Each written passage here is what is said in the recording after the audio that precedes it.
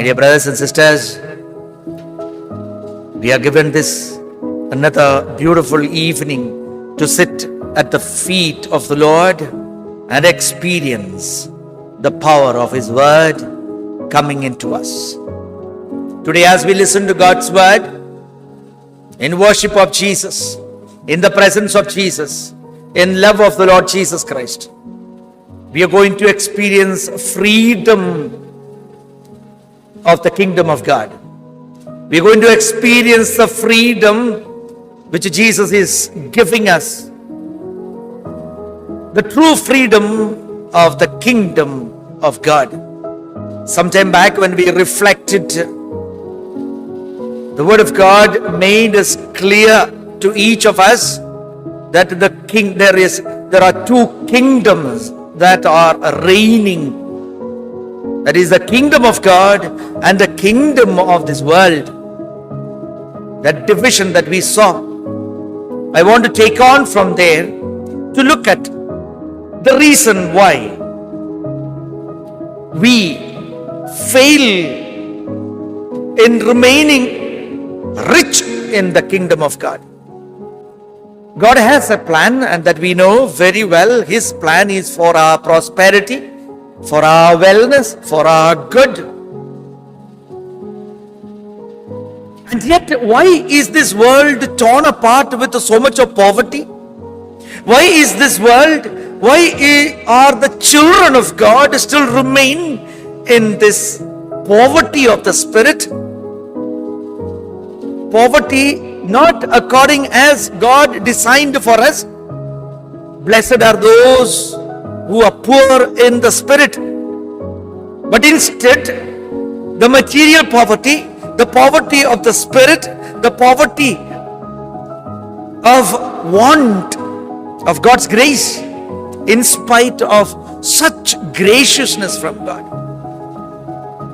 What is the reason why 90% of the wealth in this world are in the hands of 10% of the population? We are very satisfied with the little that we get. We are satisfied, or rather we continue craving for getting more and more, but we will never become satisfied. There is a reason for it. What does the Lord speak to us today? Why is this poverty? Please turn to Prophet Hosea. The prophet is speaking to us the reason why this poverty is existing in this world. Why God, who made everything good, we see in the creation story, He made everything and He looked at it and He saw everything was good. There was nothing that was lacking. And yet why such inequality that is existing? Hosea chapter 4 verse 6.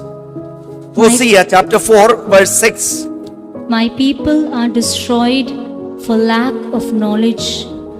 Because you have rejected knowledge, I reject you from being a priest to me. And since you have forgotten the law of your God, I also will forget your children. Just look at the word that is spoken to them.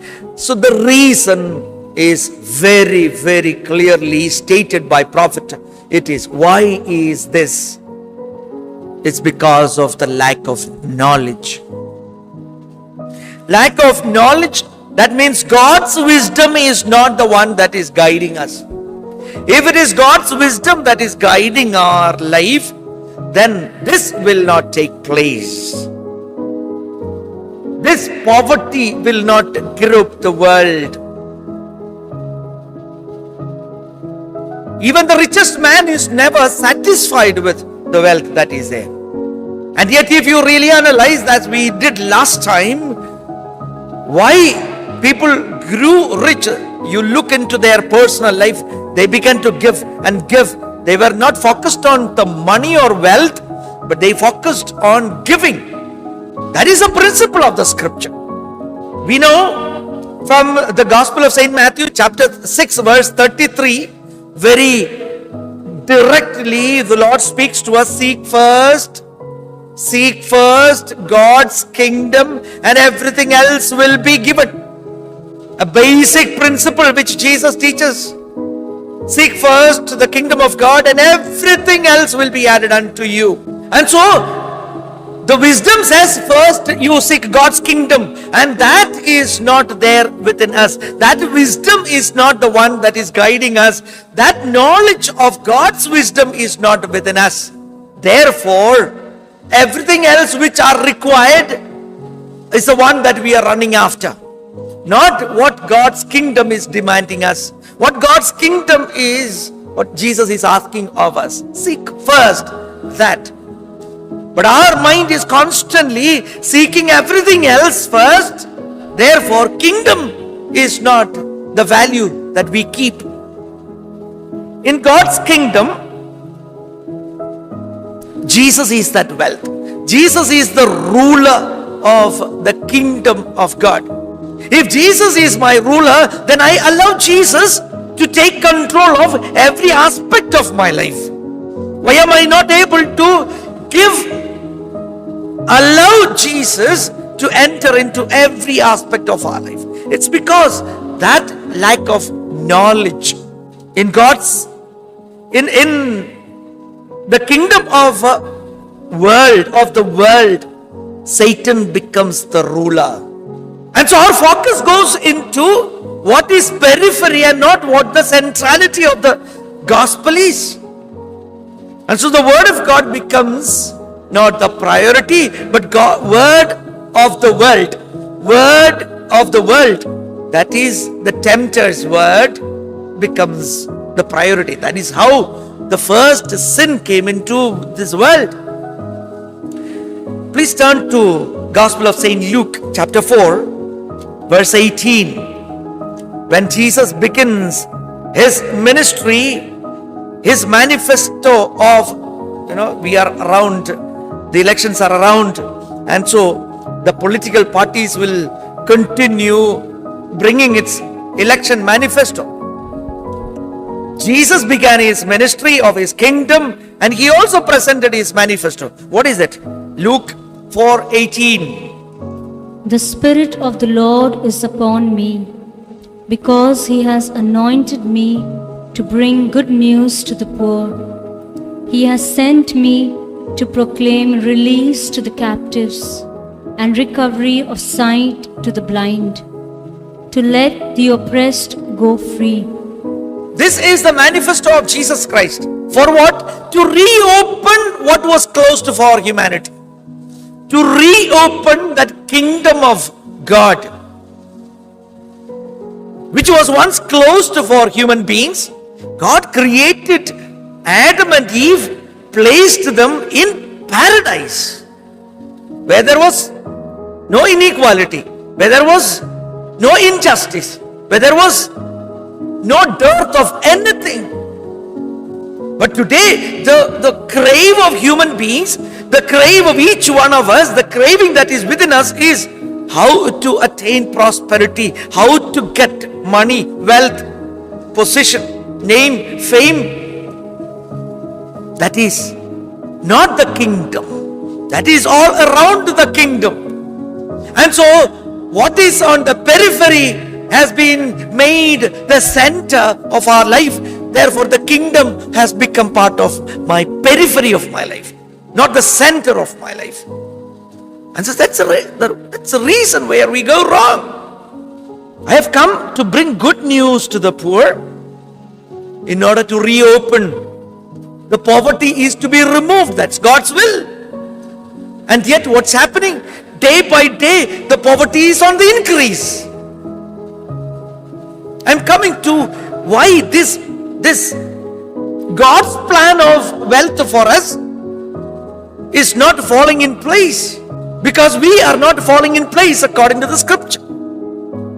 Return to that kingdom which once was lost for man at the first sin. That opening has to be done. That opening is what Jesus is talking about. the poverty to be removed. That will come when the good news is proclaimed, when the gospel is given, when the word of God comes into the guiding principle for my life. Then the heaven will be opened. The kingdom will begin to establish in our life. Satan said just one lie, that's all. Satan said that one lie, that what God said is lie. That was his lie. God's word was in abundance. Every evening when God walked with man, there was no dearth of God's word in him, in her. But instead of focusing on that word that has been spoken to the man, the woman, she began to pay attention to the lie of the evil one. That made all the changes of the outlook of each of us. Henceforth we became blind. The eyes that were open to see everything that was good, which God made, became blind. We began to see with the eye, with the vision of Satan. We began to look at the world which was created so beautifully, began to look at with the word that has been given by Satan. The eyes that were blinded by the work of Satan, with the sin, we began to see the world, the kingdom which God made, which became tainted, which became sinful. Their eyes, the word of God that we see in the book of Genesis, their eyes were opened. That is what God himself is saying. See, let us be careful, because the man has become, his eyes are opened because he has eaten the fruit. He has become with a man with knowledge of good and evil. Their eyes are opened. That is what the scripture says. God is saying, eyes opened. Now this opened eye is no more seeing with eyes which God gave to them, but eyes of Satan.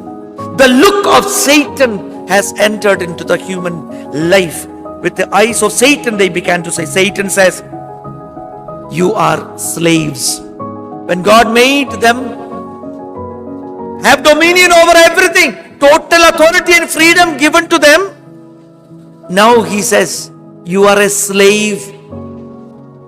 And with that lie of Satan, man became a slave. In God's kingdom, the value is equal to Jesus Christ. Your value in God's kingdom is equal to Jesus Christ. In the kingdom of Satan, your value is equal to what you have. Your wealth, your money, your property, your career, your qualifications, your authority. And so you are equaling, you are comparing yourself with the value that you have, what you have.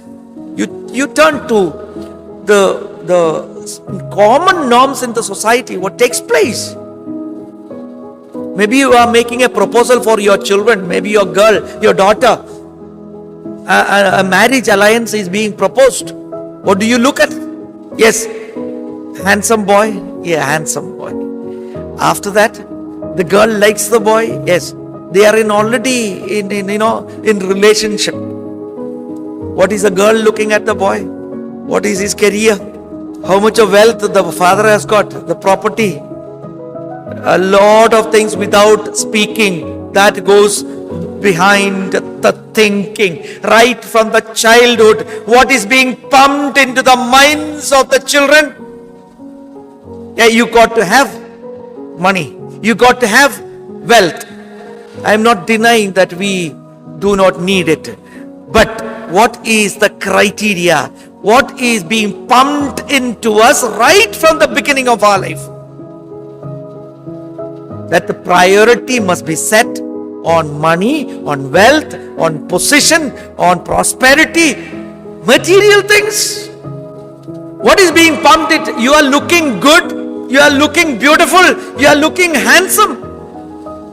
The ways of the world. This is the criteria. The value the children are imbibing with this. The value of the world.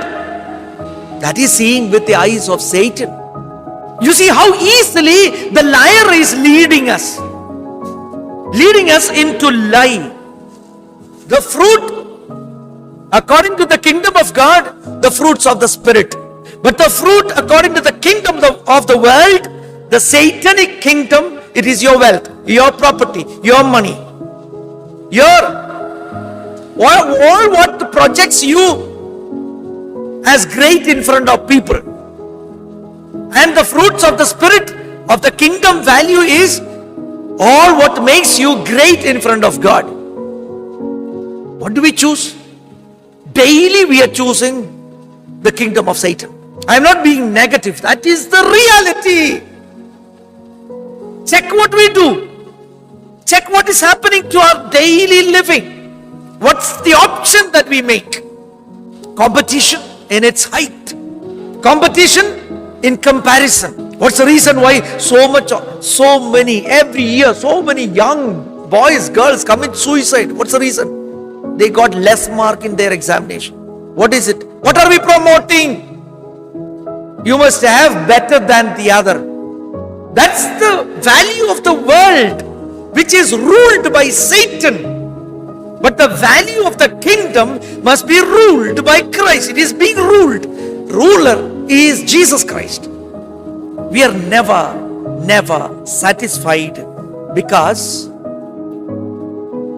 in the kingdom of this world, everything is turning towards poverty, deeper poverty, while the kingdom of God is becoming rich even in poverty. The richness is even in poverty. For a man who is rich in the kingdom values, COVID-19 will not be a problem. Our crave is for just living, or our craving is for living for Christ. Living for His kingdom, with the values of His kingdom. What are we focused on? You turn to Proverbs chapter 23. Proverbs chapter 23, verses 4 and 5. We know, we have the experience, just to put us into the context of experience of the prodigal son. When he came back, God, the father did not look at what he went with or what all kinds of things that he did. The son was busy thinking about what all things that he has, where he has reached. But the father did not even look at, or did not even allow him to speak all what he rehearsed. That is kingdom value. That is God's value. He was not looking at the material poverty he reached. God, the father was looking at the spiritual poverty. He was dead. Now he is alive. He was lost. Now he has come back. He is telling the elder son. While the elder son could not see this. Look at Proverbs chapter 23. Wisdom that speaks. Proverbs 23, 4 and 5. Do not wear yourself out to get rich. Be wise enough to desist. When your eyes light upon it, it is gone. For suddenly it takes wings to itself, flying like an eagle towards heaven. Very direct words. Do not wear yourself out to get rich. And what are we gearing towards? Every day, in every work, in everything, be wise enough to desist. Why your eyes light upon it? It is gone. Just you are looking at it and it is gone. I am filling my pots, but it is going out. It's not remaining. Why? Because I am not knowing that wisdom of God is not the one that leads me to even to get to that. Sirach chapter 31, another beautiful verse. Sirach chapter 31, verse 1 onwards. 1, 2, 3. Verse 1 says, He who loves his son will wakefulness over wealth wastes away one's flesh. Just look at that. Wakefulness over wealth wastes away one's flesh, and anxiety about it drives away sleep. Even your sleep will be taken away because of this centrality of our life around prosperity and wealth. Please read of the same chapter, verses 5 to 9. Same chapter, chapter 31, 5 to 9. One who loves gold One who loves gold will not be justified. will not be justified. One who pursues money One who pursues money will be led astray by it. will be led astray by it. Many have come to ruin because of gold. Look at that. Many have. What is this gold? That's a wealth in terms of material. Gold. And then And their destruction has met them face to face. just destruction. Carry on. It is a stumbling block to those who are avid for it. It's a stumbling block for you. And then And every fool will be taken captive by it. the fool will be taken captive by it. Then Blessed is the rich person who is found blameless and who does not go after gold. blessed is the one who does not run after wealth and prosperity, material wealth, gold. And then Who is he that we may praise him? For he has done wonders among his people. yes, praise the Lord. Just look at my brothers and sisters. The wisdom, the teacher, Sirach is teaching us your sicknesses, it will come up with the wealth. Your sleep is lost because of this. Not having money, but putting your mind on this. Look at the way we know the rich young man's the rich young man who came to Christ. What must I do to inherit eternal life was his question. What must I do to inherit eternal life? His desire was for eternal life. Wonderful man. But what has happened to him? We know from the conversation that took place, Jesus looked at him and loved him because he has kept God's word in his heart, in his mind. But there was in the deeper side of his heart, there was one thing that he was lacking. He said, one thing you lack. Go. Sell all what you have. Not enough that you sell. Give it to the poor. Not enough. Then come and follow me. One thing that you lack. Sell the gods that you have. Pray. Sell the gods that you have. It need not be only the property or wealth. There may be something else that you consider as more valuable in your life than what God is asking of us.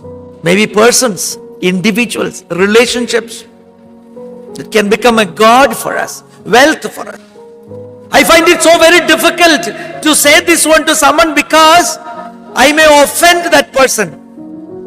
That makes me withdraw from telling that person what is right.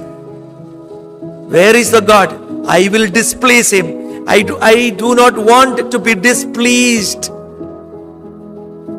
I don't want his friendship to end. I want the love of that person, attention of that person, appreciation of that person.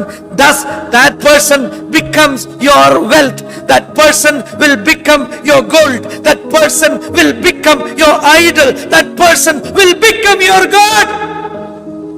That's a criteria for us. You want to become rich? This is the method. Rich in the kingdom of God. This is the method. You cannot serve both wealth and God. Mammon. You either serve God or serve the mammon that you have. Who is this mammon? What is this mammon that you carry? To be a Christian to be a Christian is to invest in heaven. That investment will come only when we sell and give the booty to the other. Look at the way the early Christian community, they sold all what they had. The Old Testament teaches us about the tithing. I have spoken about it earlier. 1/10 is the tithe that is spoken of. 1/10. Yes, very good, excellent. Give that 1/10 tithing. But when it comes to John the Baptist, the transition period into Jesus Christ, okay, Old Testament to New Testament, the transition period, John the Baptist says, if you have 2 shirts, give one to the one who does not have it. If you have anything 2, give one to, it means 50%, not 10% anymore.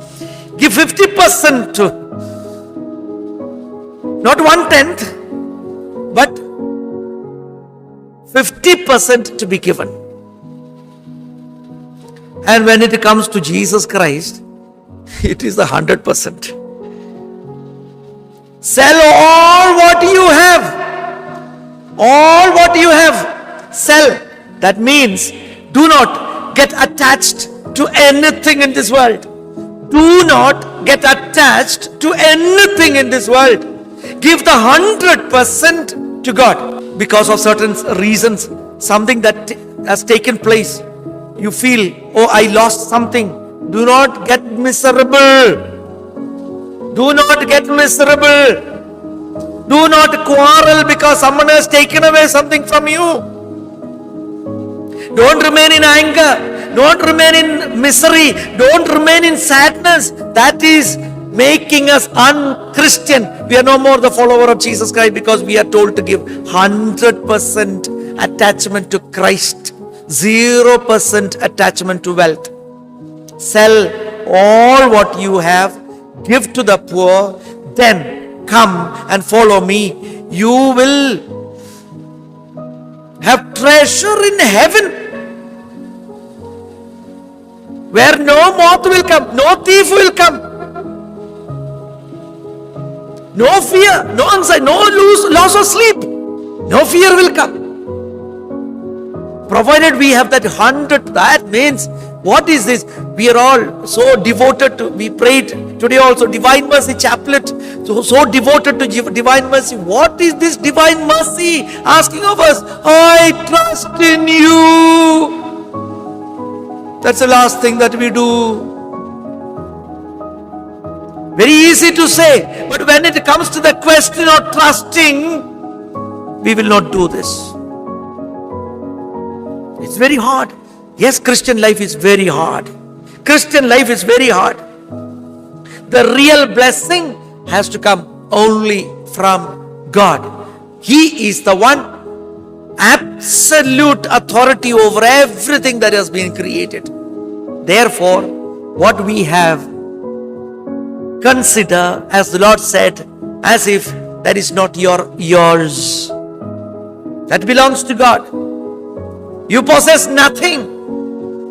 Naked I came from my mother's womb, naked I shall return. Not even the clothes that we wear, we will not carry it. We will carry it till we are under the 6 feet mud. After that, what happens there? Once you die, what they do with our body, we are not ashamed at all. What they do, they will cut open. We are not aware what's happening. It is useless. But if we have invested in God's kingdom, then yes, what we believe, what we profess, the resurrection of the body, it is not this material, this physical mud that will become mud. That is not it's a new body, a resurrected body, a transformed body, and that is what we believe. My dear brothers and sisters, today as we reflect, please turn to John chapter 9, verse 39. we are blind. Our blindness is because of that first lie of the parents.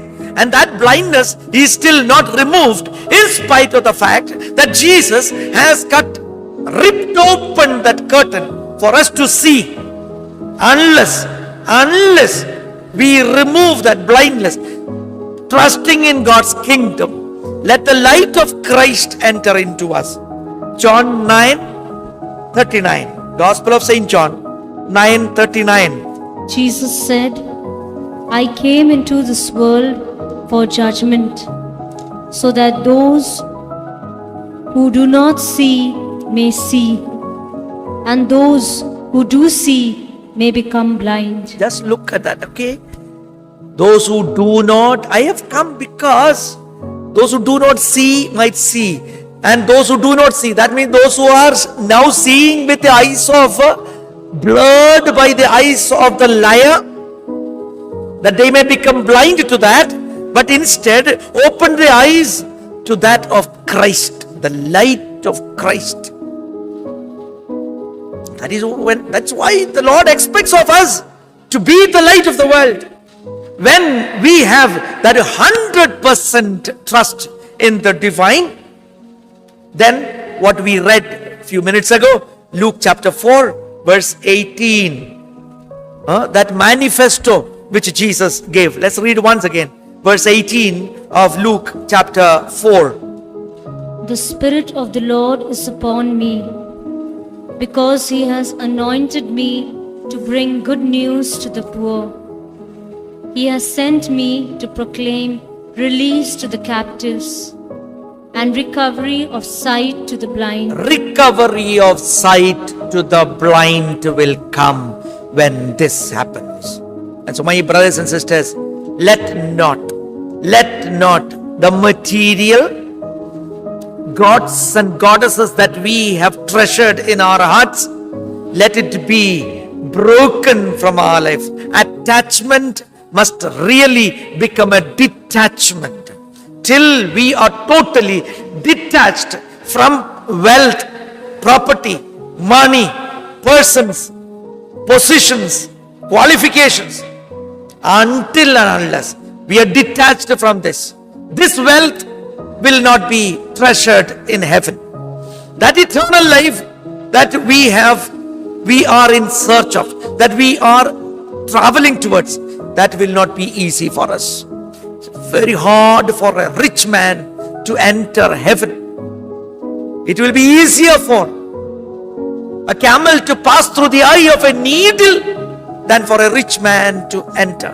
That means your possession of your heart, what is inside of your heart, if you're attached to things, if you're attached to positions, if you're attached to money, if you're attached to gold, if you're attached to persons, if you're attached to anything that pertains to this world, it's very hard.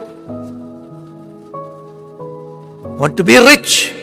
Be rich in the wisdom, in the knowledge of God. Let's all kneel down. Let's all kneel down and pray.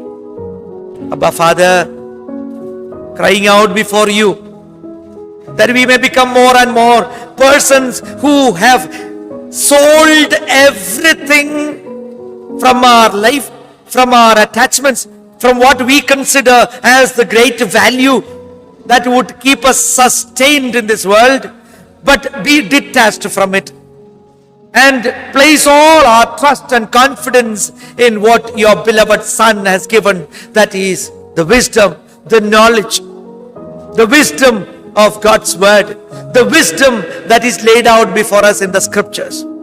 As we sing and worship you, Lord Jesus, in the most holy sacrament, allow us to be totally detached from the things of this world, so that first letter of St. John chapter 2 verses 15, 16 may be fulfilled. Do not love the world or the things of this world.